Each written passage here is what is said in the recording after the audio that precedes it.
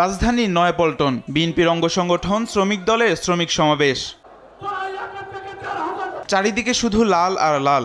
এজন্য 1886 সালে যুক্তরাষ্ট্রের শিকাগোতে পুলিশের গুলিতে নিহত শ্রমিকের রক্তের আভা। ন্যায্য মজুরির দাবি নিয়ে শ্রমিক দলের নেতাকর্মীরা জড়ো হন, মাথায় লাল ক্যাপ আর লাল টি শার্ট পরে। সমাবেশে 12 দফা দাবি পাঠ করেন শ্রমিক দলের প্রধান সমন্বয়ক।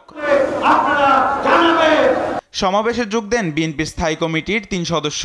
তারা শ্রমিকের কর্মঘণ্টা 8 ঘন্টা নিশ্চিত করার কথা বলেন। এই মে দিবসে 8 ঘন্টা কাজ, 8 ঘন্টা বিনোদন, 8 ঘন্টা বিশ্রাম। আজকে শ্রমিকদের অধিকার এখনো প্রতিষ্ঠিত হয়নি ন্যায়সঙ্গতভাবে। আমি কখনো সংস্কার বিপক্ষে ছিলাম না, বিপক্ষে নই। সংস্কার হোক, ভালো সংস্কার হোক, যেই সংস্কার দেশের মানুষের কাজে লাগবে। আর দ্রুত নির্বাচন দেওয়ার দাবি তোলেন সমাবেশের বিশেষ অতিথি দলটির মহাসচিব।